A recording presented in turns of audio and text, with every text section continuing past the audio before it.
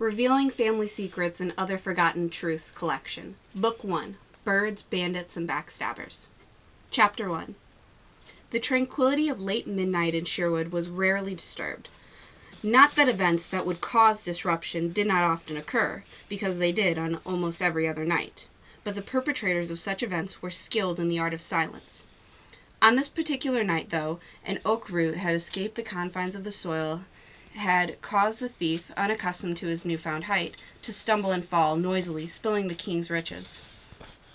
And it happened to be on this dark night that the Sheriff of Nottingham had been awake in the castle, grueling over a map, as if somehow a mark would appear out of magic, giving the location of the infamous outlaw, making a mockery of him. At the clamor of awoken watchmen and frantic voices calling out, "Hood! It's Hood!" the sheriff's focus was stolen along with his riches.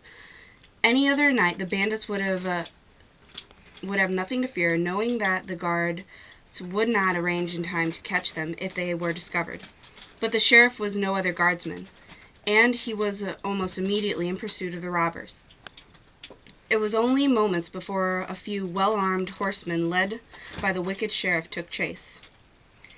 At the sound of thunderous hooves on frozen winter soil, the group angrily heckled their clumsiest member. Only the leader remained silent, scanning the forest with a well-trained eye. The hooded figure lifted a hand, commanding silence, and instantly the others obeyed.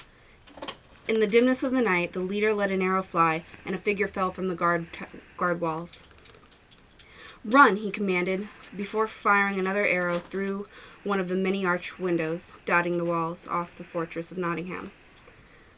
The bandits broke into a frantic sprint, their leader at the back, turning in mid-run to loose an arrow.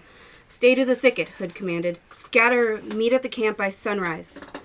Robin flew an arrow into the darkness of the forest, and a roaring whinny of a horse shattered the night. Two other horsemen trampled through the thinner forest, bursting into the path. Robin turned, bow drawn, with not one but two arrows, and both horses fell, sending their riders skidding painfully across the ground.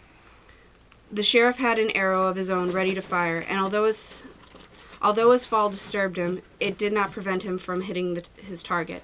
The arrow dug itself deep into Robin's shoulder. The merry men were quick to notice their leader's injury, and instantly all stood ready to defend their master. Although the sheriff thought himself braver than any knight, he quickly retreated with his surviving man at the sight of 4 arrows aimed at his heart. I have chosen to begin my history of dear friend Robin Hood here, although him and I had yet to meet when this encounter occurred. At this point in time, Robin and his merry men, a title which had yet been dubbed, were relatively unknown outside of Nottingham. It is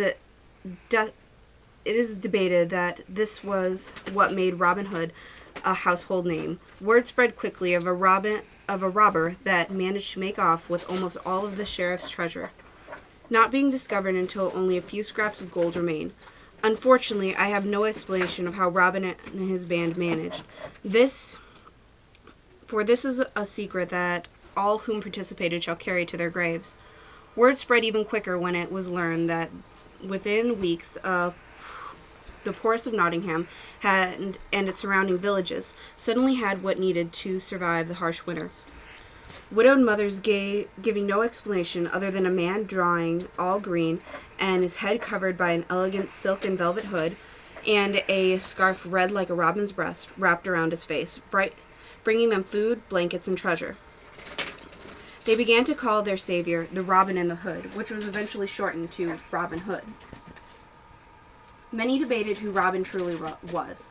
I've heard people speculate about Robin's ranking in society, some believing him a beggar that went mad, others thinking him a common yeoman, some even venturing to call him a lost heir to the crown living in exile. Others have called Robin the type to bet other men, hiding in the forest in fear of the church and God's wrath. Some say Robin is no more than a crook, stealing money from the Sheriff of Nottingham and giving it to the people only to have it stolen again by the sheriff. Some call Robin more than a man, elevating him to an almost godly status, calling him a fallen angel. Sadly, Robin has not given me permission to give truth or falsity to these rumors. He has told me only to write the history and occurrences of events of his life. Compared to people, Robins live short lives, he told me.